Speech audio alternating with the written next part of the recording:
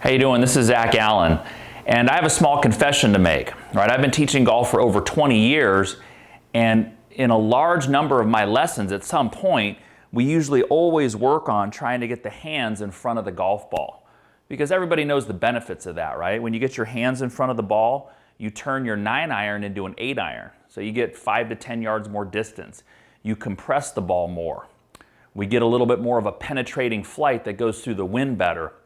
And just in general, we get that really solid feeling at impact. So, you know, a lot of you have seen pictures of your videos and you're back here and you've been working on trying to do that. And my confession is, I've been teaching it for a long time.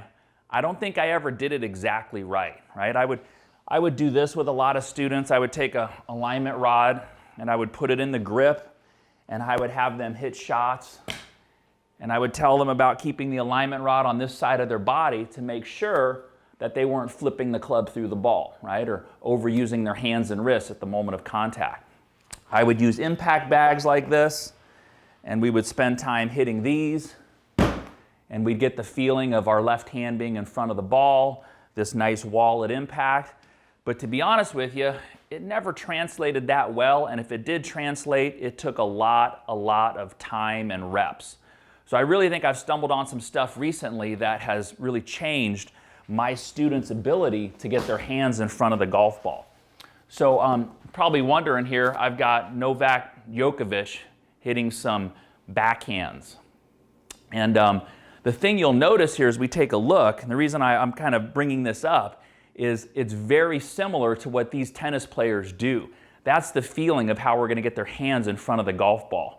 And as we're looking through videos of him doing this, you're going to notice the first thing that he does so clearly after he makes his backstroke is he really starts to drop his racket. As he goes to drop his racket to begin his downswing, we even see a little maybe flex to this left wrist or a little bit of bowing action, okay, as he starts to drop. From that point on, as he starts to work his way through, there's a lot of forearm rotation, or it's called left arm supination. And those are the two things that I've really found that have totally changed how I worked on this. No longer am I, trying to get people to pull the club down, to really put all this force across the end of the grip, because what would happen by the time we put a ball down there, they knew they couldn't hit the ball and they would still end up doing this at the very end. So as I've really started to learn this and work with my students, it's worked literally every time, and I've seen impact positions go from back here to up here. So a very typical example here of a common thing. He was having issues with contact, a little fat, thin. He was having issues flighting the ball. You notice the launch of this shot was very high. The angle gets dumped early, and as he gets into the hitting area, his hands never really get the chance to get in front of the golf ball. Arms are going to get congested and pull up and through, and even starts to affect kind of how his body moves. Okay, so what I'm going to share with you guys next, this is exactly what we took him through, and within about 5 minutes, we started doing this. Okay, so smaller shot, but you notice the difference in transition. You see how much more dynamic the transition is with the lower body leading out, and that club starting to shallow, much like we see the tennis players with the shallowing of their racket in transition, okay? From there, he's able to get his left wrist flat, his hands in front of the ball. He's making better ball first contact, and that launch is much lower into great extension coming through. So hold on, you'll see just what we did. I'm going to show it to you next, and you'll be able to get that same look that he got very quickly. The difficult thing is even though you see good players at impact like this, that's just a still shot of a big picture that's actually occurring. So you've got to be able to take this whole picture and put it together with that impact position. So let's go ahead and explain how I'll start teaching this to people. The first thing that I'll teach them is this forearm supination. If you want to see it with this little swing trainer I'll put on sometimes, you can see just a little more clearly what exactly I'm talking about. All that is my left forearm going like this, right? Some people call it a screwdriver move. If I had a screw, the end here, and I'm just turning it and loosening it, that's left forearm supination, okay?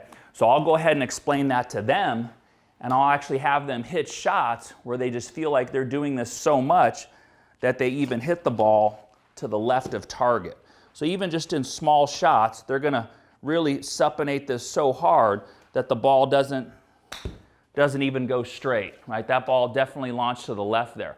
So I'll do that for maybe a couple minutes, getting the feel of turning this. And you can see how different turning this forearm is from pulling the club this way. Okay? So they've done a number of those.